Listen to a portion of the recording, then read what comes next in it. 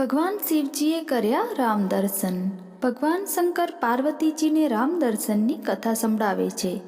શંકર ભગવાન કથા કહેતા કહેતા કહેવા લાગ્યા કે દેવી, હું અને કાગભૂષણજીજી એક વખતે રામ દર્શન કરવા ગયેલા। કીર્તિ એટલી બધી હતી કે અમને કોઈ રાજભવનમાં પ્રવેશ કરવા દેતું નહોતું। અમને એમ કહેવામાં આવેલું કે તમે અજાણ્યા માણસો છો। એક તો આટલી ઉંમરે મહારાજને ત્યાં પુત્રનો જન્મ થયો છે, માટે તમારી નજરનો ભરોસો રખાય નહીં, માટે તમને દર્શન કરવા પ્રવેશવા દેવામાં આવશે નહીં। અમે એ લોકોને બહુ સમજાવ્યા, પણ એમણે પ્રવેશ આપ્યા જ નહીં। હું પોતે કૈલાસપતિ છું એમ તો કહેવાય નહીં। આખરે એ લોકો ધક્કા મારીને અમને સરયુના કિનારે સુધી મૂકી આવ્યા। પછી તો દેવી, અમે શ્રીરામના દર્શન કરવા માટે કપટ કર્યું। અમે બંને જ્યોતિષીઓના રૂપ લીધા। હું ગુરુ બન્યો અને ભૂષણજીજી શિષ્ય બન્યા। પછી સરયુના કિનારે જ અમે રામજીનું ધ્યાન ધર્યું અને વિનવણી કરી કે હે મહારાજ, અમને તમારા બાળ સ્વરૂપના દર્શન કરવા છે, પરંતુ ત્યાંના લોકો અમને રાજભવનમાં પ્રવેશવા દેતા નથી, માટે આપ કંઈક કરો। અને તુરંત જ ત્યાં એક ઘટના બની। રામજી રડવા લાગ્યા। કૌશલ્યાજી ખૂબ કોશિશ કરે છે, પરંતુ રામજી છાના જ નથી રહેતા। આખા રાજકુટુંબ સહિત કૌશલ્યા માને પણ શંકા પડી કે જરૂર બાળકને કંઈક થયું જ છે। એક દાસીએ કહ્યું કે માં, કેટલા બધા માણસો દર્શને ઉપડ્યા છે, કદાચ કોઈની નજર પણ લાગી ગઈ હોય। હવે તો કોક સિદ્ધ પુરુષ મળી જાય તો નજર ઉતારે। જો તમે કહેતા હો મળી શકે તેમ તો નથી, છતાં પણ તપાસ કરી જોઉં। એટલામાં જ એક જણે શિવજી અને ભૂષણજીજી પાસે આવીને પૂછ્યું કે મહારાજ, તમે ક્યાંથી આવો છો?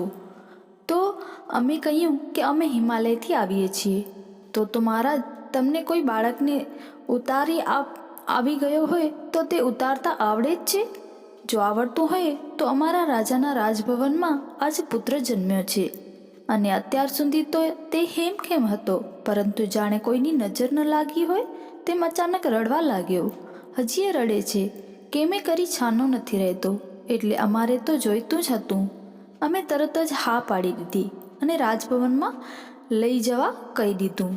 આમ અમને રાજભવનમાં જવા માટે પ્રવેશ મળી ગયો। કૌશલ્યાજીને સમાચાર આપવામાં આવ્યા કે કોઈ મહાત્માજી આવ્યા છે અને એમને બધી જ જાતની વિદ્યા આવડે છે, માટે બાળકને કદાચ નજર લાગી હશે તો તે ઉતારી દેશે। પછી તો દેવી, મેં સામેથી ઉલટાનું કહેવડાવ્યું કે અમે અંદર નહીં આવીએ, તમે જાતે જ બાળકને અહીં લઈને આવો। મારે બીજી કાંઈ વિધિ નહીં કરવી પડે, ફક્ત તે મને જોશે એટલે એને બધો જ ઉતાર ઉતરી જશે। ખાલી એક જ દ્રષ્ટિ મારા પર પડવા દો। અમારી પાસે એટલી બધી સિદ્ધિ છે। ભગવાન રામજીને લઈને કૌશલ્યામાં આવ્યા। હરિહરની 4 આંખો ભેગી થઈ અને તુરંત જ રામજી રડતા બંધ થઈ ગયા અને મારું રડવાનું ચાલુ થઈ ગયું। કૌશલ્યાજીને એ ખૂબ ગમ્યું। એમને થયું કે આ સાધુ કેટલો બધો સારો છે।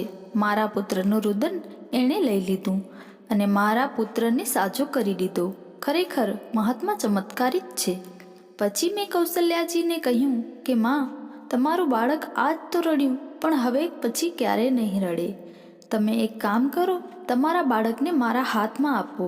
આમ શિવજીએ પાર્વતીજીને કહ્યું કે દેવી, મારી ઈચ્છા તો રામજીને ગોદમાં લેવાની હતી।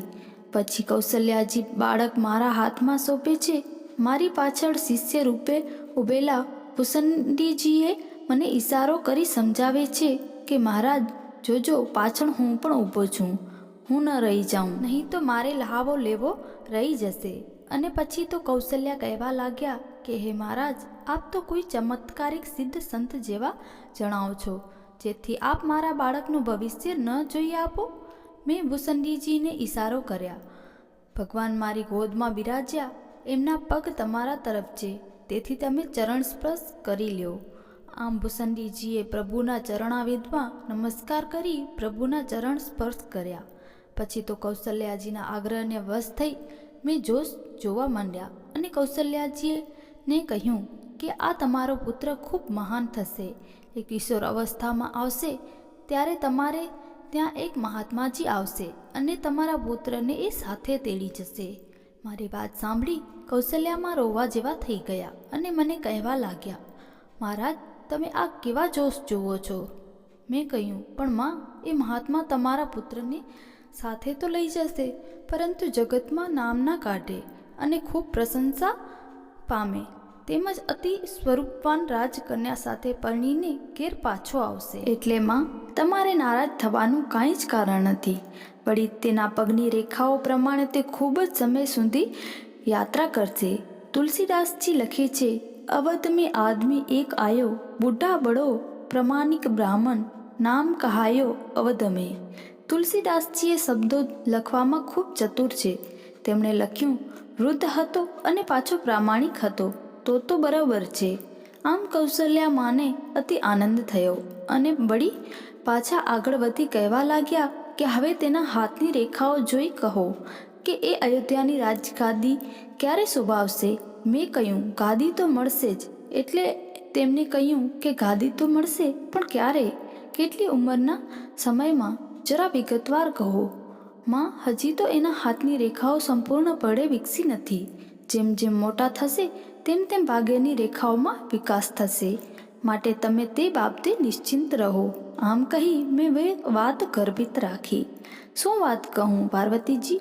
પછી તો કૌશલ્યામાં ખૂબ ખૂબ આગ્રહ કરી ને દક્ષિણા આપવા લાગ્યા. મને સંકોચ તો થયો, પણ શું કરું? મેં નાટક જ એ રીતનું કરેલું કે અંતે એનો સ્વીકાર કરવો જ પડ્યો.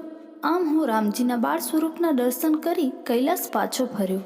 પણ ભૂષંડીજીએ તો ત્યાં જ રહેવાનો નિર્ણય જણાવ્યો અને મને કહેવા લાગ્યા કે બાબા, હું તો અહીં જ રહીશ અને રામજીનું બાળપણ પૂરું થશે અને વિશ્વામિત્રજી અહીં આવશે, તેમને તેમની સાથે લઈ જશે, પછી જ હું અવધપુરી છોડીશ. ભૂષંડીજી અમર છે, એમનું મૃત્યુ જ નથી. હજી ઘણા ભાગ્યશાળી જીવને તેમના દર્શન થાય છે.